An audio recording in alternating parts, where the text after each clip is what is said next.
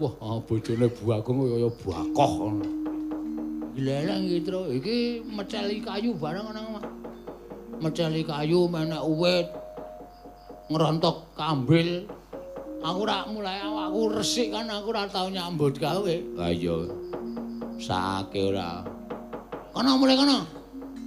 Yo Dik, mulai yo Dik tak terke yo. Mulai dhewe wae.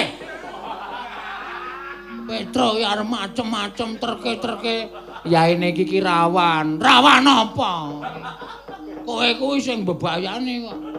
Iso tak tabrak tenan kowe. Remu dol e. Nggih. Matur nuwun ya, Dik. Nggih. Kula tak wangsul. Wis kono hati-hati. Lihat sing peteng. Lho. Sing padang. Heeh. Entene ning protelon. Padake ra krungu aku. Arep ngapa ning protelon kowe? Kon grajul kala menjingmu ya. Apa? Wong kok kaya ngono lho. Wah lah terus iki garis besare piye, Bab? Aku ya bingung, Pak. Ya wis 2 jam apa?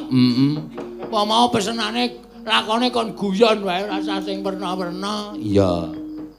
Sing sarine Bagong ayo aku wis bingung arep golek lakon apa ya. Sing jeneng Climene ya wis ngene iki sing baku wayang iki dikenal karo masyarakat. Heeh. Wayang iki ditresnani karo kaum milenial. Heeh.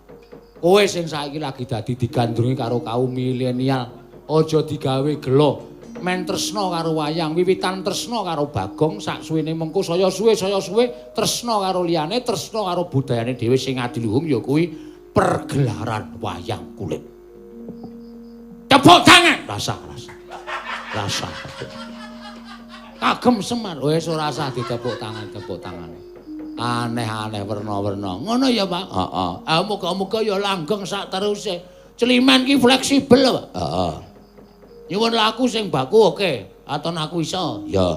Lakon sing gojek, lakon sing ming guyon-guyonan, tinggal memperkenalkan wayang kepada kaum yang belum tahu tentang wayang. Oke, saya juga sago sak kanca, Pak. Iya, bagus. Tinggal iklan ya oke. Mula ora usah wedi, ora usah kuwatir. Monggo wektalipun tasih kathah ing wulan Juli. Monggo kula aturi ngisi kanthi wayang Climen sedaya saged sae samudayanipun.